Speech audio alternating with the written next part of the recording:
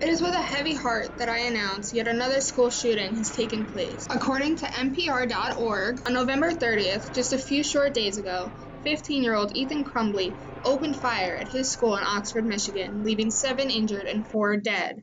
Check. They're all right. Keep your hands up, okay? One dude, single file. Thank you, guys.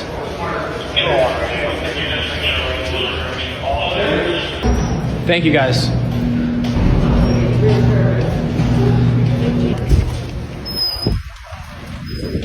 Holy shit. The Department of Homeland Security defines an active shooter as an individual actively engaged in killing or attempting to kill people in a confined and populated area. These situations are unpredictable and quick. They rarely exceed 15 minutes, meaning there is no victimology or method of execution, and are often over before first responders can even arrive. Frank Graham, an officer of 27 years and firearms specialist at Monmouth University, trained in handguns since 1997 and rifles since 2008, joins us to answer some questions. What procedures are in place here at Monmouth when there is an active shooter or a threat of an active shooter on campus? The advice we give is called run, hide, or fight. We try not to give advice to people like, hey, you should do this or you should do that. Because depending on where you are in that situation, your survival is going to be up to you. We do plenty of active shooter drills with the police. We do simulations training and what we would do in that situation. Why Monmouth hasn't done one, I can't answer that. That is something you'd have to take up with the administration.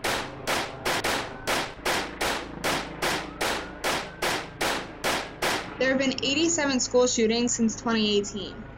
This past year, of the 29 school shootings, all had either injury or death. 49 people have been injured, 3 adults were killed, and 8 children lost their lives too soon. 53% of active shooter situations are carried out by a Caucasian, and 68% of guns are taken from the home, a friend, or a relative. Today, children go to school wondering if they will make it home. They practice drills and prepare as much as possible, but that's not always enough.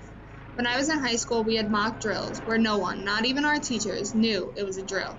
The SWAT team would storm our school and we were escorted out of the building, to the football field, 2 blocks away, with our hands in the air showing we were not a threat. Police are always looking to improve themselves in this sort of thing, and that includes trying to increase the realism of the incident. I have someone here for you. Inside the front door, the security guard shot in the head. My leg! This drill, an active shooter on a rampage. Victims come from the Hoboken High School Drama Club, the first police units rushing the hallways of this school, quickly dropping the gunman actor in a hail of bullets, actually just blanks. It was nerve-wracking a little bit, you know. I was face to face with a gun. Being shot at was like a different experience for me. Like I never felt that before. Hoboken taking active shooter drills to an advanced stage. This is a rescue task force team. Cops and firemen and EMS all in battle gear, sent in early specifically to get the wounded out ASAP. Also new and rarely done anywhere across the nation, use of the entire student body. These students being evacuated, others kept in classroom lockdown. So instead of cops drilling in an empty school building after hours, students become an integral part of this drill, learning alongside the police the new reality of America's schools. I feel like in the current political climate that we're in, we can't really be that surprised if something happened. My good friend, Aaliyah Ramos, a senior at Centenary University, has firsthand knowledge of how these drills can impact and help an individual. How did you feel about the lockdown procedures that we practiced growing up? We were essentially, if anything was to happen, we were training these. If like a shooting happened or something, these people knew where we were. How many times can you recall these events being real? Well, definitely the Sandy Hook one. I think all of them definitely hit home. Get on the floor, you're under arrest. School shooting is a real problem. Are we making it easier or harder with the procedures that we put in place?